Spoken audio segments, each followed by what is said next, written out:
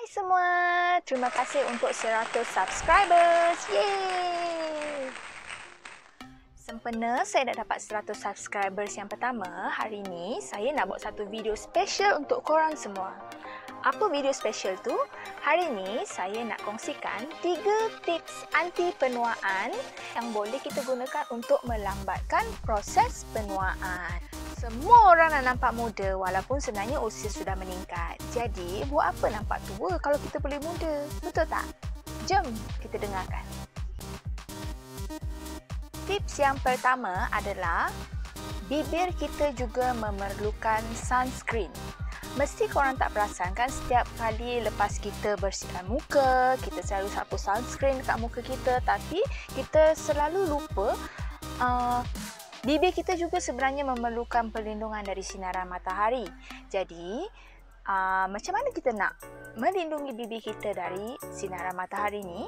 Tipsnya adalah kita hendaklah menggunakan lipstick ataupun lip balm yang mengandungi SPF sekurang-kurangnya 15 untuk melindungi bibir kita dari sinaran UV yang berbahaya. Selain daripada muka, bibir juga perlukan perlindungan. Itu adalah tips yang pertama.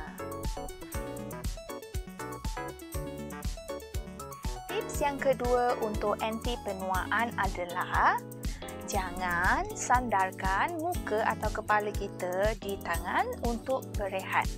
Maksudnya macam mana? Bila kita terasa ngantuk, kita rasa letih, bila kita melakukan aktiviti harian terlalu banyak, kita rasa terlalu penat, terutama sekali di tempat kerja, kita selalu menggunakan tangan kita untuk meletakkan kepala kita supaya kita dapat berehat ataupun untuk dapatkan power nap.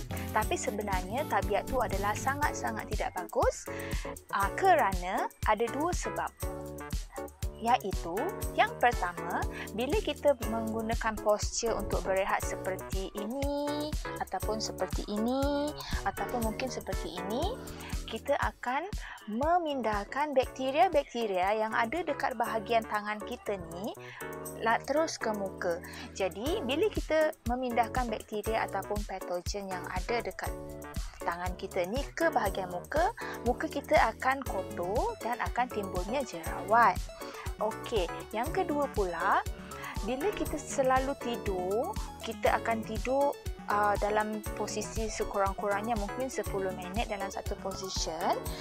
Bila kita bangun tu, kita akan perasan tak ada satu garis-garis yang akan keluar disebabkan tekanan yang kita berikan dari muka ke tangan. Jadi, garisan-garisan ni adalah tidak bagus untuk kita punya kulit sebab itu akan cenderung menyebabkan kedutan. Jadi, jangan buat lagi. Okey, tips yang terakhir ataupun tips yang ketiga, gunakan lotion muka di bahagian tangan dan badan. Itu adalah tips yang nombor 3. Kenapa saya cakap macam tu? Sebab kita selalu mementingkan penjagaan muka. Kita sapu macam-macam jenis krim anti wrinkle, anti kedutan, untuk mencerahkan, jangan berkedut, hydration, bagi kelembapan yang tinggi. Tapi kadang-kadang kita sebenarnya hanya jaga muka tapi kita tak jaga bahagian lain macam leher, tangan dan sebagainya. Jadi untuk melambatkan proses penuaan, saya nak kongsikan anda boleh gunakan lotion-lotion yang anda gunakan dekat muka, dekat bahagian-bahagian badan yang lain.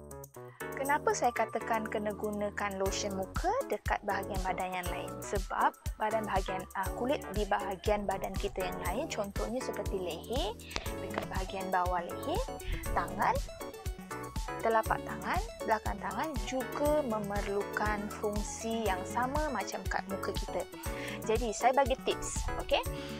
Kadang-kadang kita selalu beli produk muka, tapi produk muka tu kita cuba tukar yang baru, tapi sebenarnya produk muka tu tak sesuai dengan kita punya muka. Ada mungkin dia rasa panas, mungkin dia rasa terlalu berminyak, mungkin dia terlalu ataupun terlalu cair.